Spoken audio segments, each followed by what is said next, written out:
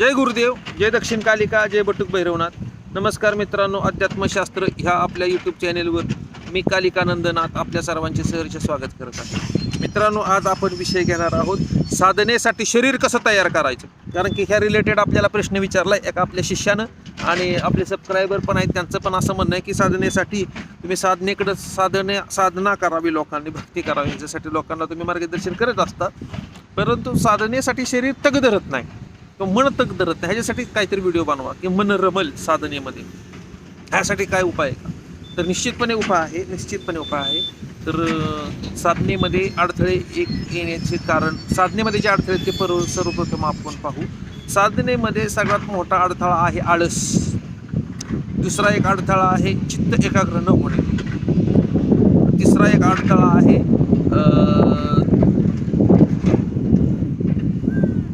मन न रमणे. देवाच्या मध्ये मन न रमणे हे काही प्रमुख अडथळे आहेत. तर एक आता सर्वप्रथम आळस कशामुळे येतो मित्रांनो? तर तुम्ही जर का अन्न पोटभर खाल्लं, जे तुम्ही जेवताय ते पोटभर खाल्लं टच, तर तुम्हाला जांभळ्या यायला चालू होणार, आळस यायला चालू होणार. एक लक्षात घ्या.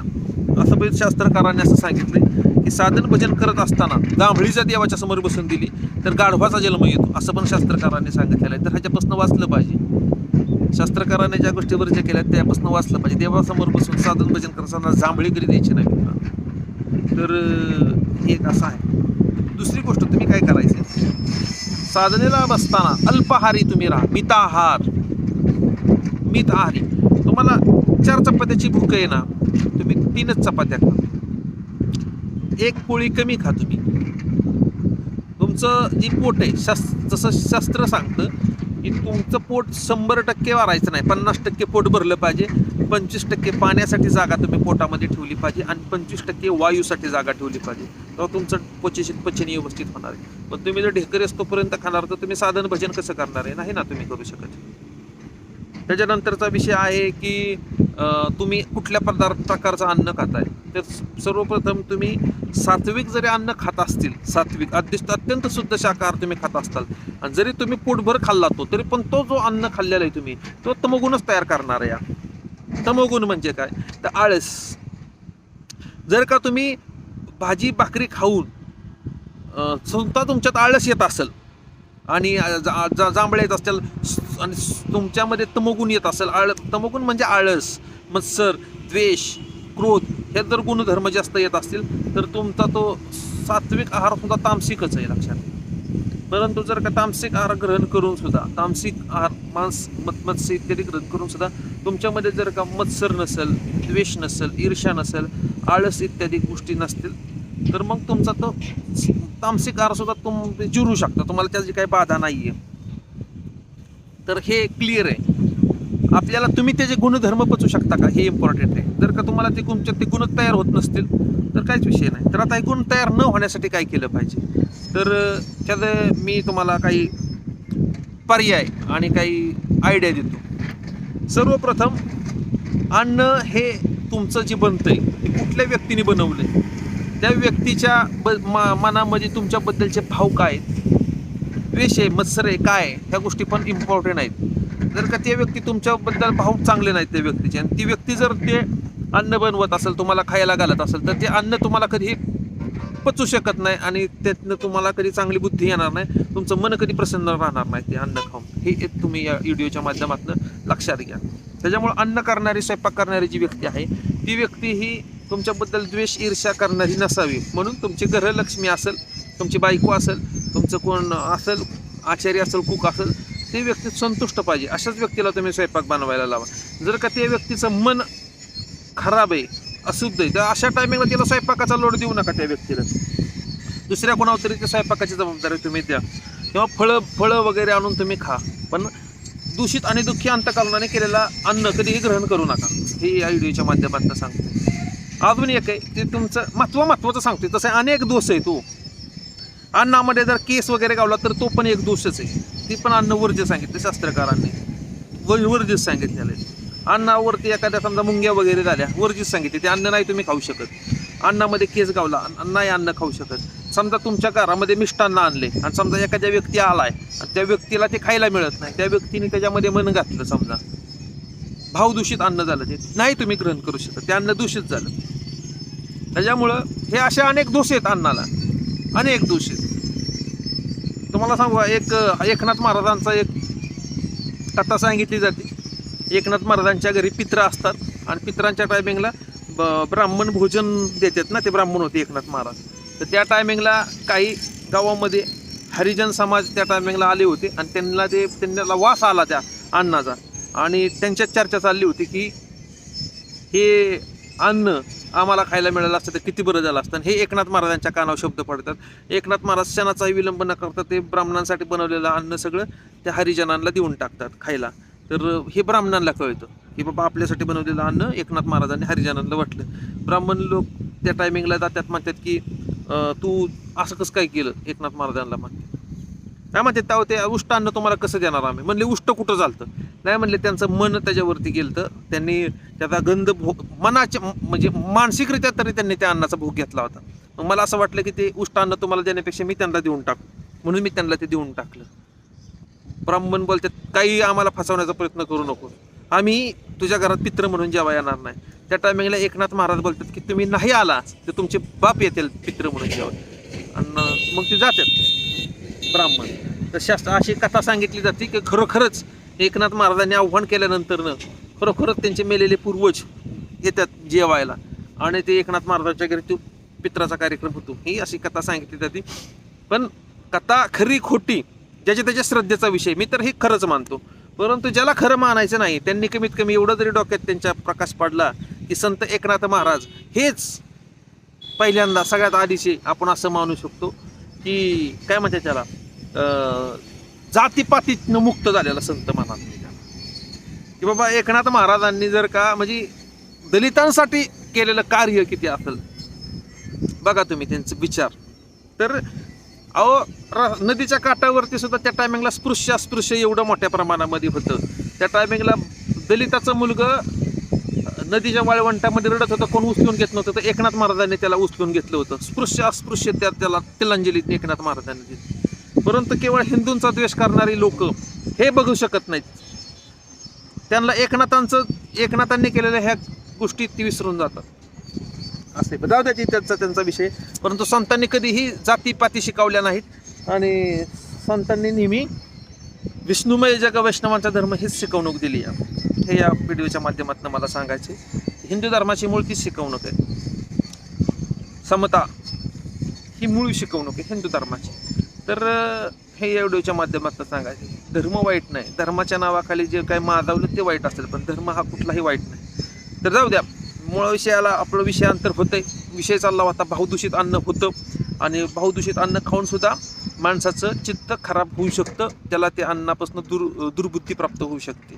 कारण की ते उष्टच अन्न आहे. उष्ट अन्न हे दूषित मानलं जातं.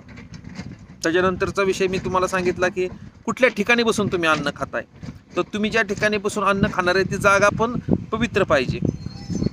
आणि जसं भावदूषित अन्न हे माणसांमार्फत होतं तसं भूतप्रेत पिशाच आणि काही सूक्ष्म जगतातल्या काही शक्तींमार्फत सुद्धा मित्रांनो अन्न भावदूषित होऊ शकतं.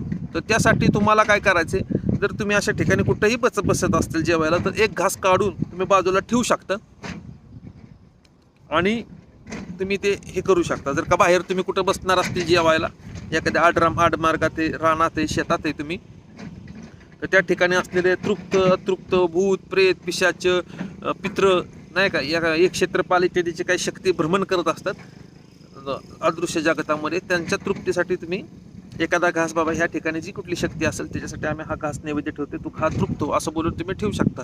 तुमच्या श्रद्धेचा विषय आहे तो. तर ते पण त्यातनं पण तुम्हाला दोषातनं मुक्त होता तुम्ही अन्नाच्या. अजून एक सांगतो, जर तुमच्या अशी कधी वेळ आली आता एखादा की बाहेर बसलाय तुम्ही, बाहेर कुठे गेलाय आणि बाहेरचं खाण्याची तुमच्या वेळ आली, जसं नाही खाल्लं पाहिजे शक्यतो पण आलीच वेळ, तर तिथं काय केलं पाहिजे. तर तिथं एक मंत्र आहे, तो मंत्र मी तुम्हाला सांगतो, तो ध्यान देऊन मंत्र म्हणा त्या टायमिंगला. अन्नम ब्रह्मा रसम विष्णू भोक्ता देव जनार्दन एवं ध्यात्वा तथा ज्ञात्वा अन्न दोषो न लिप्यते. हा मंत्र तुम्ही बोला 3 वेळा आणि मग तुम्ही ते अन्न ग्रहण करा. हा मंत्र बोलून अन्न ग्रहण केल्याच्या नंतरनं तुम्हाला अन्नामधनं दोष लिप्त होणार नाहीत आणि तुमची बुद्धी ही होईल. शाबूत राहील. ते अन्नामुळं तुमच्या साधण्या रिलेटेड बुद्धीवर परिणाम होणार नाही. पण शक्यतो असंच करा की तुम्ही जो नैवेद्य बनवणार आहे अन्न ते देवतेला पहिल्यांदा प्रसाद म्हणून द्या, नैवेद्य म्हणून, आणि तो प्रसाद म्हणून ग्रहण करा. हा सगळ्यात राजमार्ग आहे, हा सगळ्यात बेस्ट उपाय आहे तो. आणि ते जे अन्न आहे ना मित्रांनो, ते सात्विक राहणार नाही, राजसिक राहणार नाही, तामसिक पण राहणार नाही.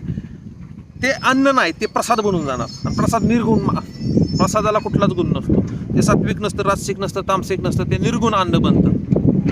अन्नामध्ये सात्विक, राजसिक, तामसिक हे गुण आहेत, पण परंतु नैवेद्यामध्ये, प्रसादामध्ये निर्गुणत्व आहे. त्यामुळे कुठलाही गुण तयार होणार नाही आणि ते तुम्हाला मोक्षासाठी फलदायक होऊ शकतो. जर तुम्ही साक्त परंपरेतनं असतील, गुरु पद्धतीतनं दीक्षित असतील, तर तुम्ही अन्नम ब्रह्मा रसम विष्णू ह्याच्याऐवजी तुम्ही माया बीज वापरू शकता, किंवा गुरु प्रदत्त मूल मंत्र आणि अन्न शुद्ध करू शकता.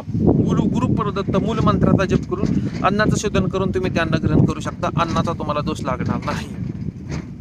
त्याच्यानंतरचा पुढचा विषय हा झाला अन्नाचा विषय, नाही का. तर मी काही गोष्टी सांगितल्या. अन्न तुम्ही तेवढंच खा की जेवढं तुम्हाला भूक आहे, आणि त्यापेक्षा थोडंसं कमी खा, ती तामसिक गुण तयार करणार नाही. जर तुम्हाला बाहेरच्या कुठल्याही व्यक्तीचं खायची वेळ आली तर मंत्राद्वारा त्याचं शोधन करा. शक्यतो देवतेचा नैवेद्य तुम्ही प्रसाद म्हणून खा. अशा काही मूलभूत मी तुम्हाला गोष्टी सांगितल्यात. गोष्टी अनेक आहेत. शास्त्र मोठं आहे, सखोल आहे. जेवढं आहे तेवढं, कमीत कमी जेवढं तुमची चेने होतं तेवढं तुम्ही पाळण्याचा प्रयत्न निश्चितपणे करा, या व्हिडिओच्या माध्यमातून सांगतो. आता हा झाला विषय शरीरापासून, अन्नापासून मन बदलण्याचा किंवा मन एकाग्र करण्याचा. आता दुसरा विषय घेऊया की तुमचं मनापासून शरीरावर इफेक्ट पडतो का, तर निश्चितपणे पडतो. आता कसं पडतं, त्याच्यामध्ये सगळ्यात महत्त्वाचा विषय आहे मित्रांनो संगत.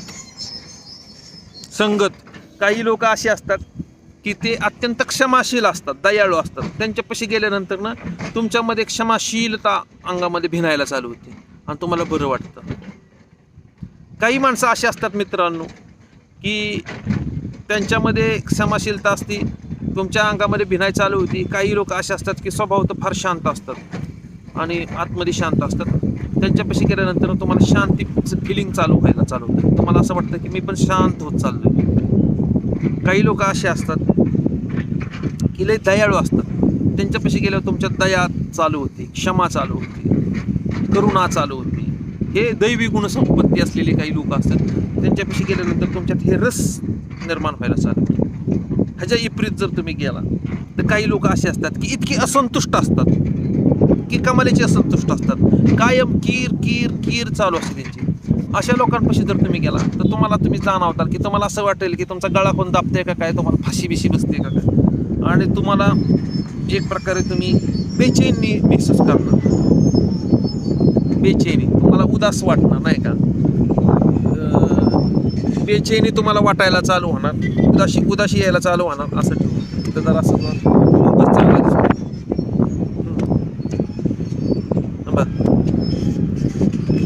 तर तुम्हाला उदाशी यायला चालू होणार. काही लोक असे असतात की त्या ठिकाणी ती इतके क्रोधी स्वभावाचे असतात आणि इतके जळकुटे असतात की त्यांच्यापाशी गेल्यानंतर तुमच्या मनामध्ये सुद्धा त्याच्या प्रकारचे स्पंदनं चालू होतात. हे कारण आहे मित्रांनो संगतीचं. म्हणून तर ज्ञानेश्वर माऊलींनी सांगितले त्यांच्या हरिपाठामध्ये, साधूचे संगती मनोमार्ग गती, आकाळावा श्रीपती येणे पंथी. संगत अत्यंत महत्त्वाची. तर मनापासून शरीर बदलण्याच्यासाठी संगत अत्यंत आवश्यक आहे. चांगल्या ग्रंथांचं अध्ययन करा. ग्रंथ कुठले वाचा की जे अधिकारी पुरुषांनी लिहिलेले ग्रंथ आहेत ते वाचा. संत एकनाथांनी लिहिलेले ग्रंथ वाचा, ज्ञानेश्वर महाराजांनी लिहिलेले वाचा, नामदेवांनी लिहिलेले, विवेकानंदांनी लिहिलेले ग्रंथ वाचा.